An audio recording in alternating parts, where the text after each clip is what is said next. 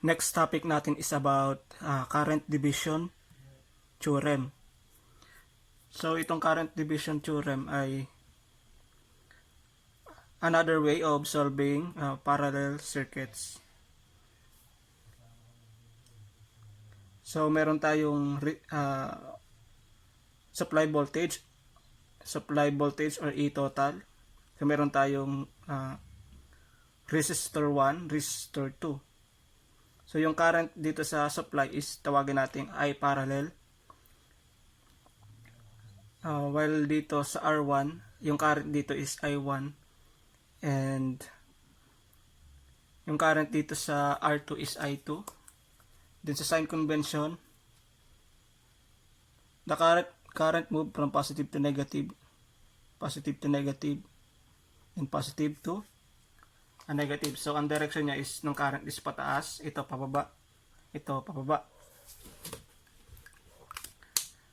So kung matatandaan natin sa topic ng voltage division theorem, yung constant doon is yung current. So yung dito naman so kung matatandaan din sa voltage division theorem, so ang constant doon is current kasi series yun. So dito naman sa current division theorem, ang constant naman dito is voltage kasi parallel siya. So para makuha natin yung E total is equals to I total times R parallel.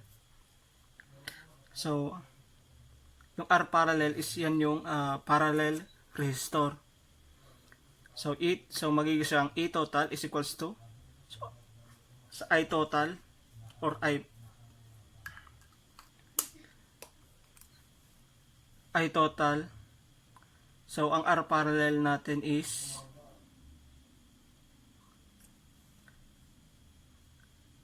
I parallel natin is since parallel siya, so sum ng reciprocal, so 1 over R1 plus 1 over R2, tapos erase natin sa negative 1. So rules ng parallel circuits.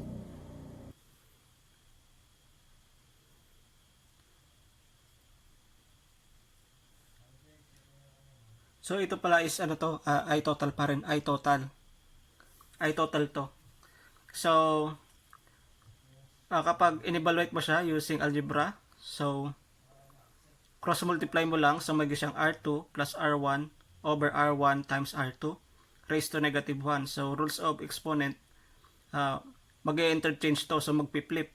So magiging siyang E total is equals to I total R1 R2 over R1 plus R2. So ang goal natin is makuha natin yung total voltage kasi yan yung constant sa parallel circuits.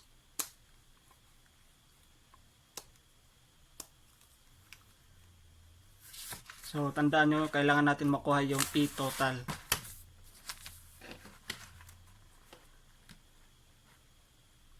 So kung kukunin natin yung E1, remember E1,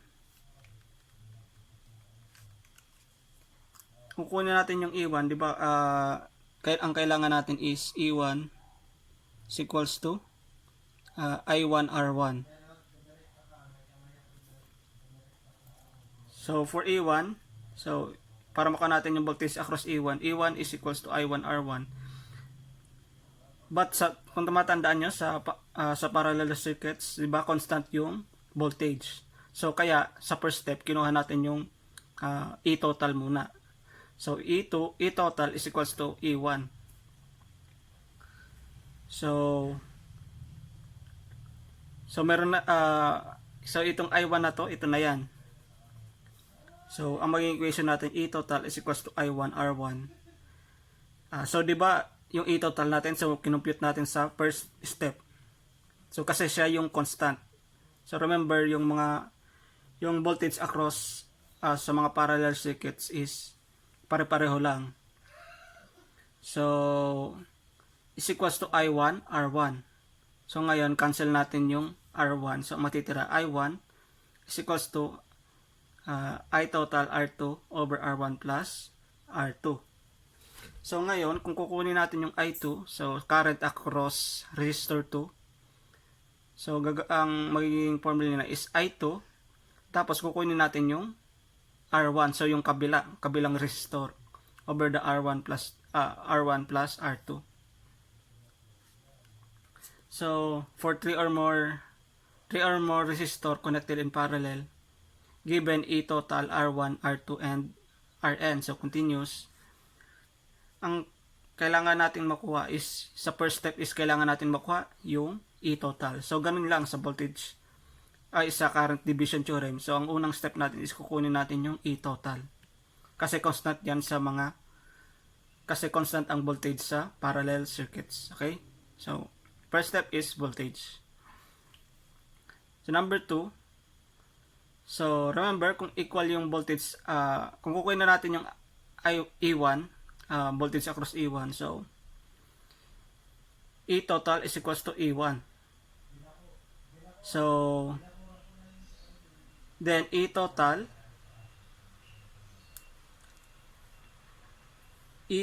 is equals to, tandaan nyo lang, E total is equals to I total times R parallel. So yan lang yung tatandaan nyo palagi sa E total. So by substitution, E total is equals to I total times resistor in parallel is equals to I1 R1. So ang makukuha natin dito is I1. So E total is equals to I1. Ang makukuha natin dyan is I1. So for IN, kung kukunin natin yung IN, so N resistor or kahit anong resistor, equate lang natin sa E total is equals to EN. Yung EN natin is yung required voltage. So kung anong hinahanap sa problem, pag in-equate natin yan, ang makukuha natin is, kung EN to, ang makukuha natin dyan is IN. So I total times R parallel is equals to IN Rn. So makukuha natin dito is yung IN. Kasi in-equate natin sa EN. So ganun lang.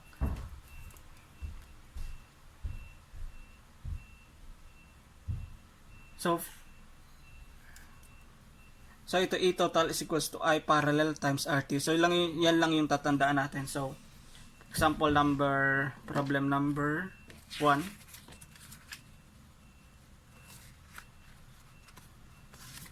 Problem number 1. A 10 ohm resistor and 20 ohm resistor are connected in parallel. Another resistance of 5 ohms resistor is connected in series with the two. If the supply voltage is 48 volts, what is the current through the 10 ohm resistor? So kung i-write natin yan, so ang diagram natin is magiging merong supply na 48 volts, then 10 ohms saka 20 ohms na magka-parallel. So naglagay tayo ng sign convention, positive negative. So movement ng current from positive to negative, yung current is tatawagin natin I5 kasi 5 ohm resistor.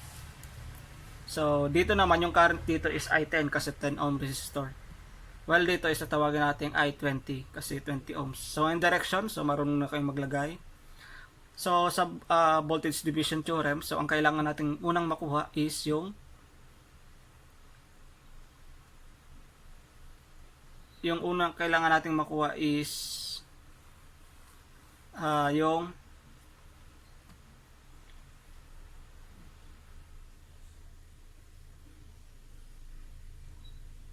I total. So kunan natin yung muna is yung I total kasi meron na siyang 48 volts. So hindi na natin kukunin yung E total. So E total is equals to I total times R total. So kinuha natin yung total resistance. So ito parallel, so 1 over 20 plus 1 over 10. So parallel, tapos mag-series siya dito sa 5. So i-add lang natin. So makuha natin yung I total. So input nila sa calculator. I total is equals to 4.113. So to find current in I10, so equate lang natin yung E total sa E10. So, equate lang natin. Kung kukunin natin yung I10, equate natin sa E10 is equals to ET. But yung ET is equals to I total times R parallel. I total times R parallel. So, E10 is equals to, so ito na yon. So, ito na yung value ng E10. So, I total times R parallel is equals to I10 R10. So, 4.11. So, yan yung I total times the R parallel. So, yung parallel lang. R parallel is 1 over 10 plus 1 over 20 raised to negative 1 is equals to I10. So, current I10 times R10. So, makukuha natin yung I10. So, kung kukunin natin yung current at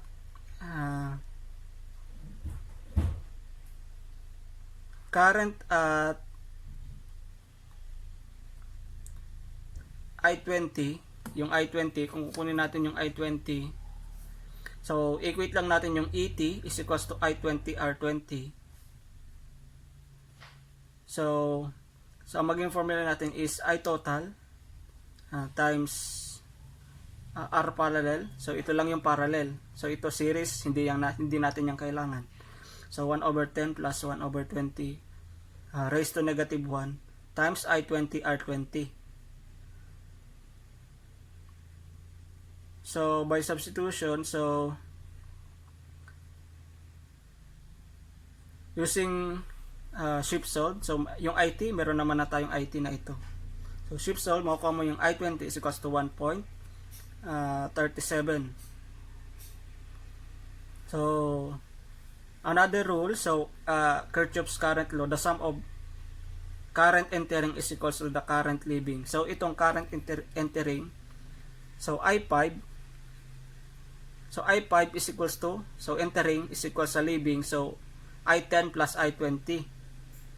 So, ito siya, I5 is equals to I10 plus I20. So, kung kukunin natin yung 5 ohm resistor, so, ito lang, i-add lang natin, I5 is equals to 2.74 plus 1.37 is equals to 4.111. While yung I total is equals naman sa I5. I total is equals to I5. So, pwede nyong i-compute yan kung tama yung theorem na yan. So, entering is equals to leaving. So, dito sa junction na to, sa point na yan, sa point na yan, dito sa junction na yan or sa point na yan, IT is equals to I5. While dito sa point na yan, current entering is equals to leaving. So, I5 is equals to I10 plus I20. So, kung kukunin natin yung mga power across the resistor, power total is equals to I total squared RT. While yung P5 is equals to I squared 5 times R5. While P10 is equals to I10 squared R10 times, and P20 is equals to I squared 20 over I squared 20 times R20. So, ganun lang. So, mag-practice kayo ng current division theorem. So, pwede kayo mag-research sa online. So, pwede nyong sundan yung solution natin. Mag-solve kayo ng tatlong loop.